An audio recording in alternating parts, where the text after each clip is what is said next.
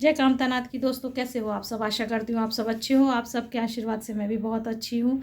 और आज तीज है, आप सबको तीज की बहुत सारी शुभकामनाएं। और ये देखिए ये टोकरी मैंने यहीं से ली थी, पर इसमें इतनी ज़्यादा घुन बोलते हैं, दीमक बोलते हैं, वो लग रही है कि ना पाउडर पाउडर अपने आप लोग को दिख रहा होगा। देखो अपने आप छन्नी छन्नी हुई जा रही है। आज 2 दिन से बहुत तेज़ धूप निकल रही है, तो मैंने इसको धूप में रखा हुआ था आज, और ये यहीं पे रखी है। और अभी तो थोड़ी हल्की हल्की रिमझिम बारिश हो रही है। चलिए मैं दिखाती हूँ।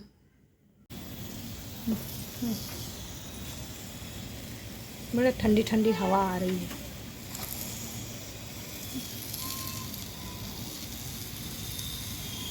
अच्छा लग रहा है मौसम, और इतनी अच्छी ठंडी ठंडी हवा लग रही है बाहर। और मेरा सर इतना दर्द हो रहा है, तो मैं अपने लिए मैंने चाय बनाती हूँ। 2-3 दिन हो गए मैंने चाय नहीं पी। और एक चीज़ और मैं आप लोग को दिखाती हूँ ना, ये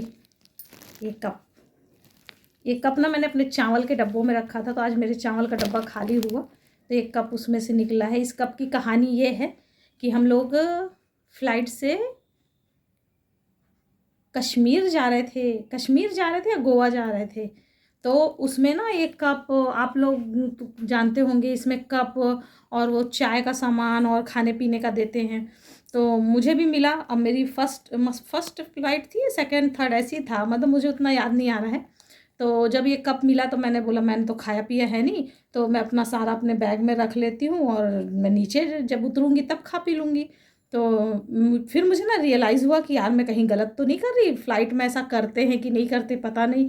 तो एक ना बहुत अच्छी एकदम मेम जैसी लड़की आई उसमें से, मतलब मेरे बगल से निकली, और बहुत अच्छे उसने कपड़े अपड़े ड्रेसअप जैसे मतलब मॉडल होती ना वैसी टाइप की थी। तो वो निकली और मेरी बगल वाले जो बगल में होता है ना उसमें बैठी सीट में। तो जब मैं इसको रख रही थी ना, तो मुझे थोड़ा सा गिल्ट फील हुआ कि यार मैं मतलब इसमें इसके साथ ना वो नाइफ और वो मतलब फोक प्लास्टिक के, तो मैंने बोला बच्चे खेलते हैं तो बच्चों के खिलौने के भी काम आएगा। और मैंने अपना नाश्ता जो था वो मैंने रख लिया बैग में, और इसके साथ जो जो सामान मिला था मैंने वो भी रख लिया। अब उसके बाद ना मुझे उस समय थोड़ा सा गिल्ट फील हो रहा था, लेकिन जब मैंने बगल में नज़र मारी ना, तो वो जो मॉडल जैसी लड़की थी वो भी सारा अंदर रख रही थी बैग में। तब मैंने अपने हस्बैंड को देख के ना कि ज़्यादा नहीं, देख लो वो भी रख रही है, मैं आप क्या लगता है मेरे को पता नहीं है? मुझे पता है कि रखते हैं सामान। तो मेरे हस्बैंड तो समझ गए थे। तो ये इस कप की कहानी ये है। और इस कप को भी मेरे ख्याल से हो गए हम लोग 2013 की बात है ये, 2013, हाँ। तब से एक कप मेरे पास है, और इसको मैंने चावल के डब्बों में, इससे क्या मैं करती हूँ ना, इसमें से 2 कप चावल मैं बनाती हूँ, तो मुझे इसका अंदाज़ा है। तो आज मेरी चावल की टंकी खाली हुई ना, तो ये निकला बाहर। तो इस कप की कहानी ये है। तो मेरे साथ जो भी चीज़ें जुड़ी है ना, उनकी कोई ना कोई कहानी है। तो अब मैं क्या बात करूँ यार, मैं इतनी ज़्यादा इमोशनल हूँ ना कि मैं आप लोग को बता नहीं सकती। मेरे साथ अगर कोई अच्छे से बात भी कर लेता है ना प्यार से, तो मुझे लगता है कि मैं इसके लिए क्या कर दूँ। मतलब इसने मुझसे अच्छे से बात करी, अगर इसने मेरे लिए छोटी सी भी हेल्प करी ना, तो मैं उसके लिए डबल करने की कोशिश करती हूँ, और जहाँ तक होता है मुझसे मैं तिबल चबल कर देती हूँ। लेकिन फिर वही मेरे लिए गलत हो जाता है, सामने वाला गलत फ़ायदा उठाता है। तो मेरे हस्बैंड इस चीज़ के लिए मुझे कई बार बोलते भी हैं कि तुम बहुत इमोशनली हो, तुम्हें आराम से कोई इमोशनल फूल कर देता है। लेकिन ठीक है यार, ऊपर वाला है। तो इस कप की कहानी ये है, और इस कप को देख के मुझे अपना कप याद आ रहा है, तो चलो चाय पीते हैं। चाय बन गई, आप लोग को भी पीनी है। और मैं रोज़ चाय नहीं पीती, यहाँ पे रख देती इसको। मैं रोज़ नहीं पीती चाय कभी। जैसे आज सर बहुत दर्द हो रहा है, और आज सर दर्द होने का कारण ये है कि आज तीज है, और हरतालिका तीज हमारे इधर बोलते हैं तीजा।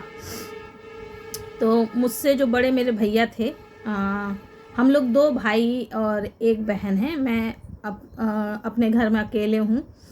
और एक सेकंड कोई आया।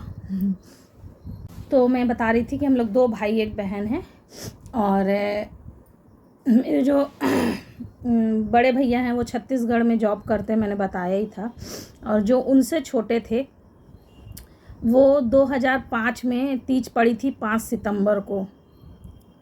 और आज ही के दिन, मतलब ऐसे डेट वाइज देखें तो अभी 5 सितंबर को टाइम है, लेकिन उस दिन तीज थी। और उस दिन वो ख़त्म हो गए थे। उनकी तबीयत ख़राब थी। मैं सुबह से बहुत रोई। मैं वीडियो भी ना मन नहीं कर रहा था बनाने का, लेकिन आप लोग को बताना था।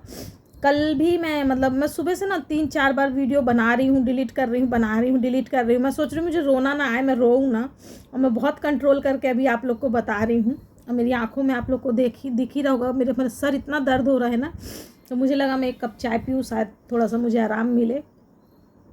और मेरी मम्मी का सुबह से 3-4 बार कॉल आ गया, उनको याद नहीं है। याद होगा, माँ है, कैसे नहीं याद होगा।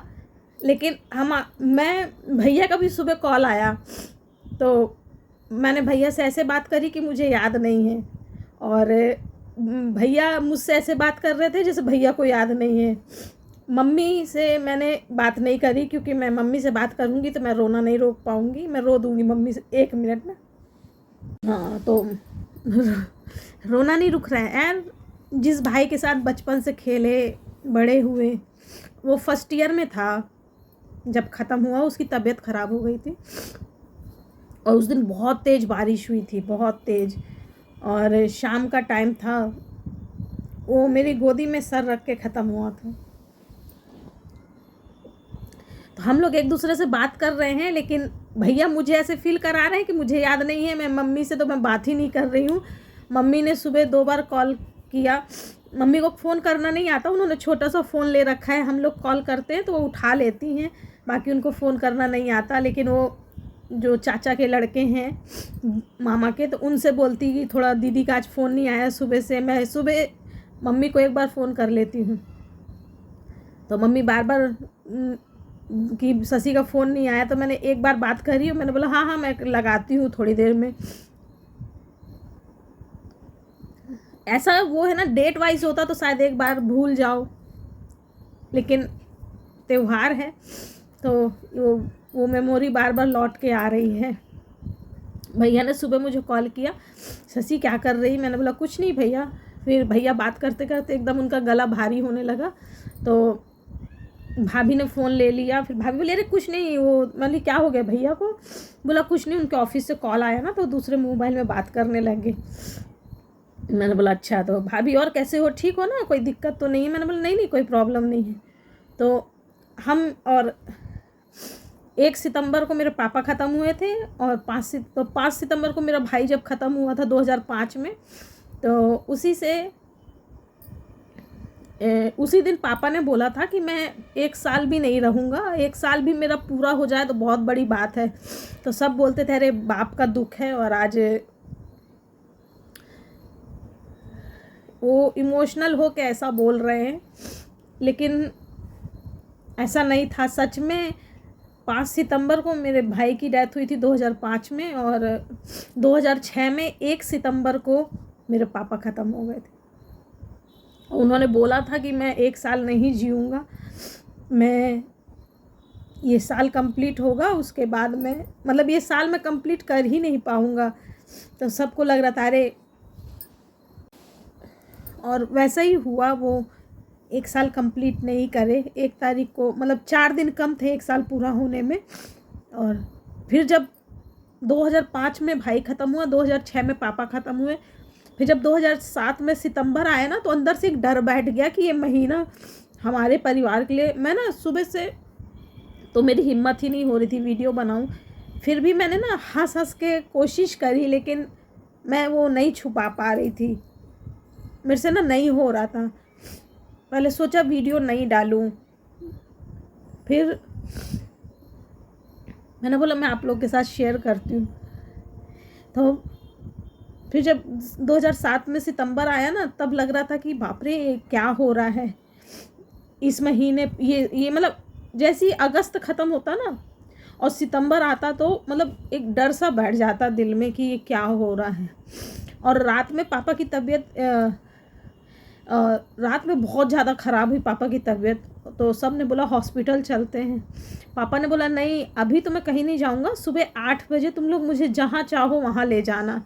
तो सब मतलब कि ऐसा क्यों बोल रहे हो, कुछ नहीं होगा, ठीक हो जाओगे, तो चलो सुबह जाओगे हॉस्पिटल तो सुबह ले चलते हैं, कोई फोर्स नहीं करता। और सुबह 8 बजे वो ख़त्म हो गए। मतलब उनको जैसे पता था कि सुबह 8 बजे मुझे जहाँ चाहो वहाँ ले जाना। और फिर सुबह 8 बजे और चले गए, उनको जहाँ चाहो वहाँ ले जाओ।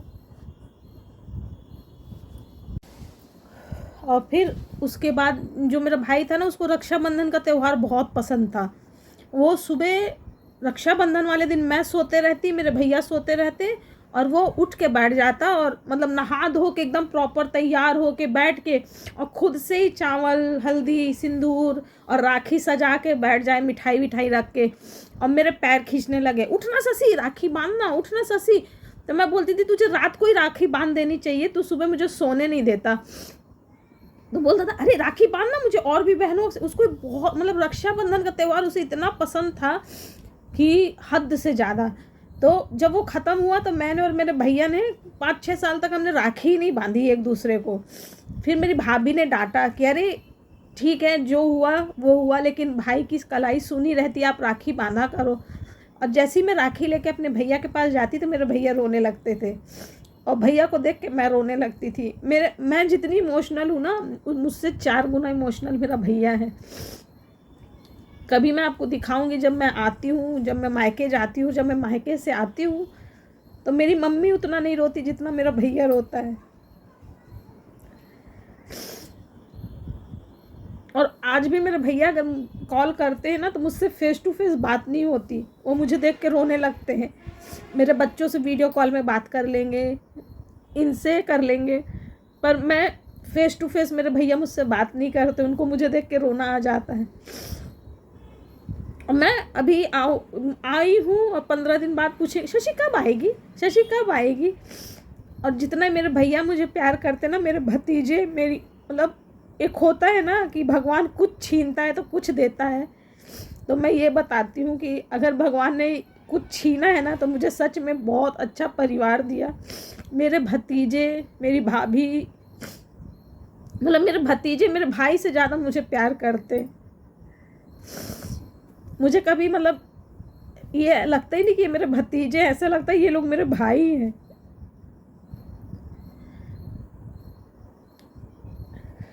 ये वीडियो ना आज यहीं एंड करते हैं, आज मुझसे नहीं हो रहा है।